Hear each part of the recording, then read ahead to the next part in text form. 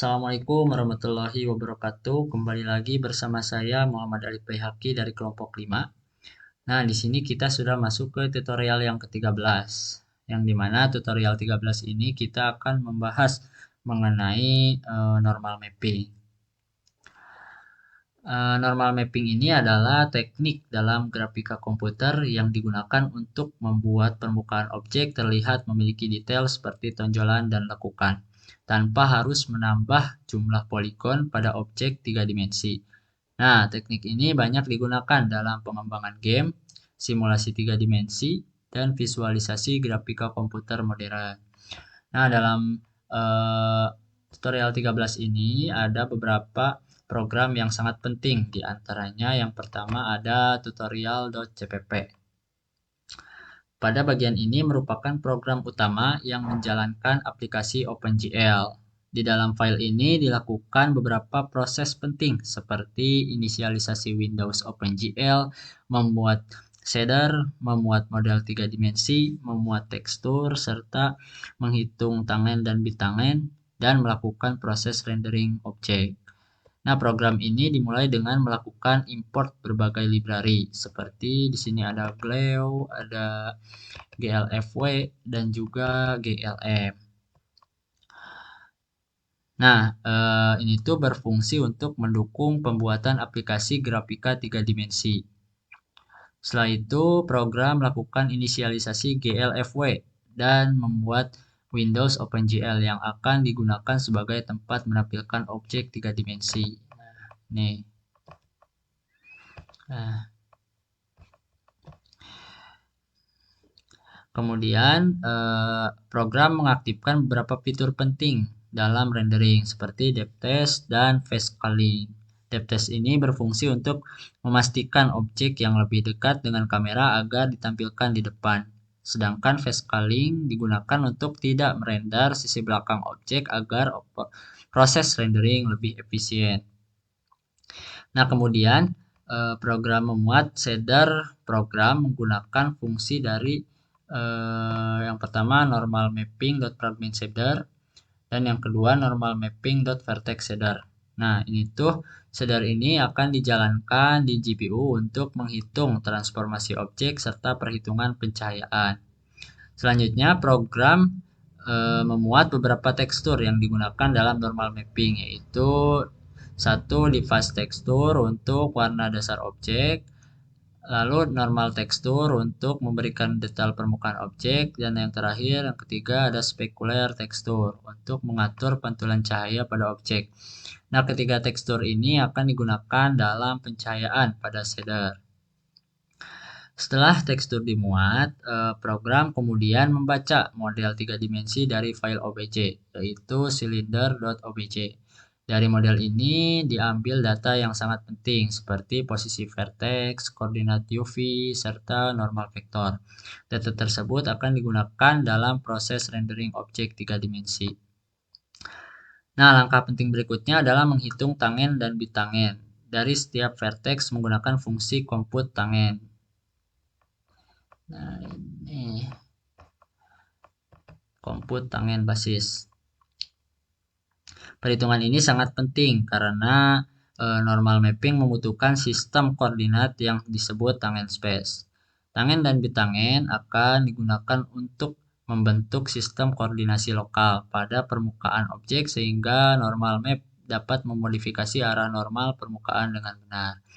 Setelah semua data siap, program kemudian membuat beberapa buffer pada GPU, yaitu vertex buffer, UV buffer, normal buffer, tangen buffer, bitangen buffer, dan elemen buffer. Buffer ini berfungsi untuk menyimpan data objek di GPU sehingga proses rendering dapat dilakukan dengan lebih cepat. Dan program kemudian masuk ke dalam rendering loop. Nah, yaitu bagian yang harus berjalan selama Windows masih terbuka. Di dalam loop ini, program akan menghitung matriks transformasi objek, mengirim data ke shader, mengaktifkan tekstur, dan menggambar objek 3 dimensi. Proses menggambar ini dilakukan menggunakan fungsi dari GL draw element di sini. GL draw element. Nah, ini.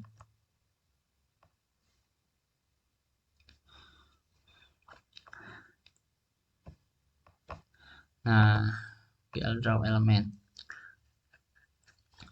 Selanjutnya untuk program yang sangat penting yang kedua adalah normal mapping dot vertex shader.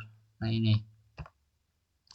File ini tuh berfungsi untuk memproses setiap vertex dari objek 3 dimensi sebelum dirasterasi menjadi fragmen. Di dalam shader ini tuh dilakukan beberapa proses penting seperti transformasi posisi vertex menggunakan matriks MVP, terus menghitung posisi vertex dalam kamera space, dan juga membangun sistem koordinat tangent space.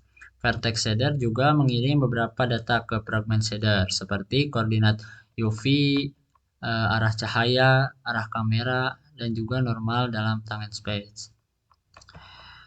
Nah, data ini nantinya akan digunakan untuk menghitung pencahayaan yang lebih realistis pada fragment shader. Nah, fragment selanjutnya ada normal mapping dot fragment shader. Ini tuh eh, bertugas untuk menghitung warna akhir setiap pixel pada objek. Pada shader ini, program membaca deface tekstur, normal tekstur, specular tekstur. Nah, normal tekstur kemudian digunakan untuk mengubah arah normal permukaan objek sehingga pencahayaan terlihat mengikuti detail permukaan yang ada pada normal map. Fragment shader kemudian menghitung beberapa komponen pencahayaan, di antaranya ambient lighting untuk cahaya dasar, device lighting untuk warna objek berdasarkan arah cahaya, dan juga specular lighting untuk menghasilkan efek pantulan cahaya. Nah, ini ada ambient, device, dan juga specular. Selanjutnya, file yang sangat penting ataupun program yang sangat penting yang keempat ada tangent space. Nah, file ini berfungsi untuk menghitung tangen dan bitangen vektor yang digunakan dalam normal mapping. Fungsi utama di file ini adalah compute tangen basis. Nah, ini. Nah, ini. Fungsi tersebut menghitung arah tangen dan bitangan berdasarkan posisi vertex dan koordinat UV. Hasil perhitungan ini kemudian digunakan oleh shader untuk membangun tangent space matrix yang memungkinkan normal map bekerja dengan benar.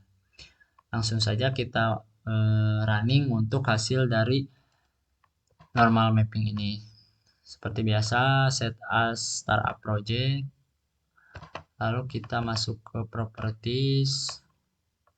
Kita ubah di sini ya, menyesuaikan dengan folder project kalian.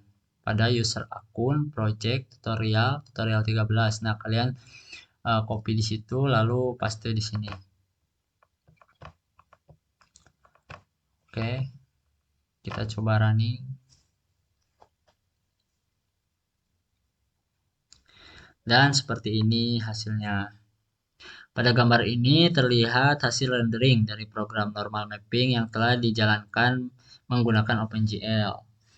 Objek yang ditampilkan berbentuk silinder, namun permukaannya terlihat seperti tersusun dari batu bata yang memiliki tekstur dan tidak rata.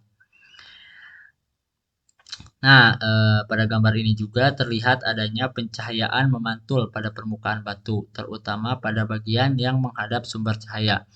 Hal ini terjadi karena shader menghitung beberapa komponen pencahayaan seperti ambient, diffuse, dan specular lighting yang tadi ada di kode program. Nah, dengan teknik ini, objek dapat terlihat jauh lebih realistis tanpa perlu menambah jumlah vertex atau poligon pada model 3 dimensi. Hal ini tuh membuat proses rendering menjadi lebih efisien namun tetap menghasilkan visual yang detail.